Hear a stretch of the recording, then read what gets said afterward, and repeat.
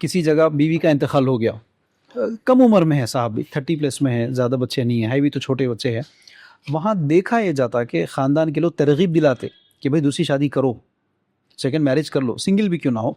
लेकिन उसी जगह अगर किसी औरत के हस्बैंड का इंतकाल हो जाए, किसी के शोहर का इंतकाल हो जाए, उम्र अगर उसकी कम भी क्यों ना, अगर 25 साल की उम्र में भी किसी के हस्बैंड का इंतकाल हो गया, अब वो पूरी ज़िंदगी अकेली बैठ कर रहेगी, जाकर कहीं काम नौकरी कर लेगी। अगर उसके 2-3 बच्चे भी होंगे तो वो अकेली रहेगी।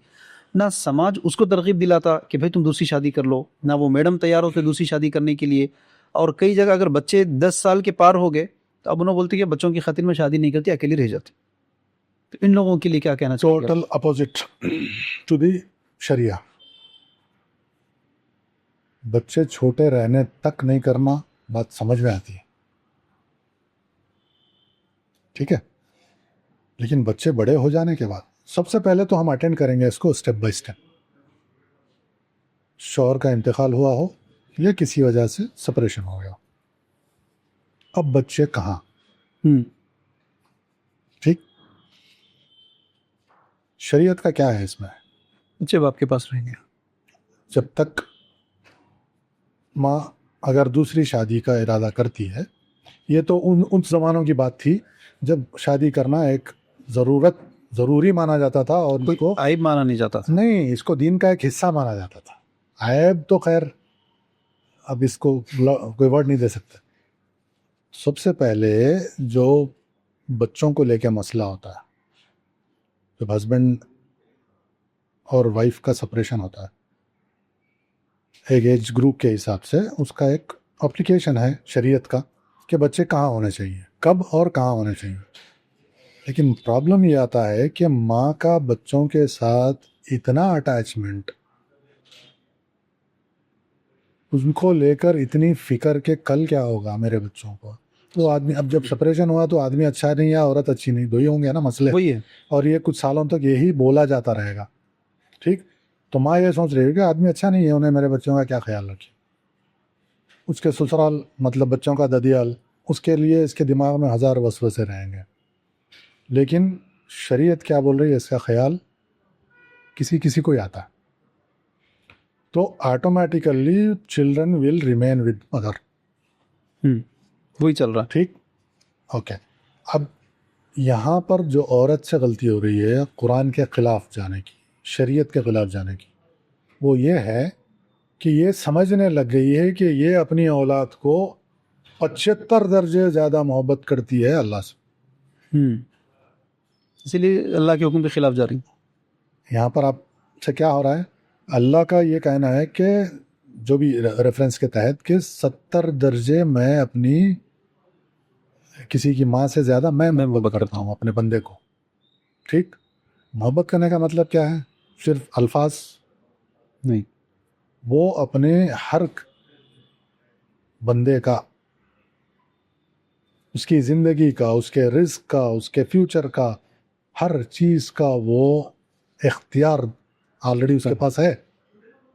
ऐसे चीज़ों को नहीं मान के माँ का 70 के ऊपर के दर्जे की मोहब्बत का ऐलान करना अमल के ज़रिए से, और उसी पे ज़िंदगी को प्लान करना, ये सबसे बड़ी प्रॉब्लम है ऐसे सिचुएशन में बच्चों को लेके। यहाँ पर एक और भी सिचुएशन आती है कि बच्चे इतने छोटे हैं कि माँ के साथ ही होना चाहिए, रहना पड़ता। अच्छा, जब मैं बताया आपको कि इतने दर्जे माँ क्रॉस कर जाती है ना, इसका मतलब ये है कि औलाद से हट के उसके लिए दुनिया में और कोई प्रायोरिटी नहीं है, सब कुछ औलाद है। ये एक अलग ममता का एक रुख है, ठीक। तो जब तक बच्चे छोटे हैं वो नहीं सोचेगी कि उसको बच्चों को छोड़े और शादी कर ले। करे भी, अगर करना भी चाहे तो ये कोशिश करती है कि कोई ऐसा इंसान मिल जाए जो उसको बच्चों के साथ को एक्सेप्ट करे। अब यहाँ पर उस इंसान को जो एक्सेप्ट करना है, जो करना चाह रहा है, उसके साथ कुछ लीगल इश्यूज आ जाते हैं, बिल्कुल कस्टडी को लेके। जनरली इंसान उन चक्करों में पड़ना नहीं चाहता, तो एटलीस्ट ये देखा जाता है कि भाई लीगल कस्टडी आपके पास है तो then fine, we can move on. लेकिन कोर्ट में केसेस चल रहे होते हैं कस्टडी को लेके, और इनका एक्सपेक्टेशन ये होता है उस इंसान के साथ कि बच्चों को भी अपनाए केसेस को भी हेल्प करे, मतलब हर तरह से।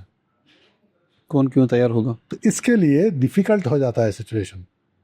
ठीक, अब जो बेवा हैं उनके केस में ये होता है कि कस्टडी का मामला, क्योंकि दादा चाचे ये जो फैमिली होती है आजकल तो इतने कंसर्न नहीं है। नहीं, आई कैन से दैट कि हमारे बच्चे हमारा खून मुश्किल है, लेकिन किसी ज़माने में होते थे।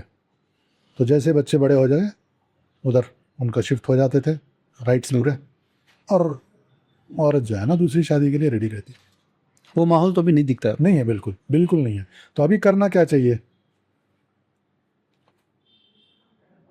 हर चीज़ का प्रॉब्लम सॉल्यूशन आपको मिलेगा सिर्फ दीन और शरीयत में, लेकिन वो मानने के लिए जो हमारे जहन तैयार नहीं है, हमारे इमोशंस तैयार नहीं है, वो उसकी वजह से डिफ़िकल्टीज हैं, वरना ये तो बड़ा आसान मसला।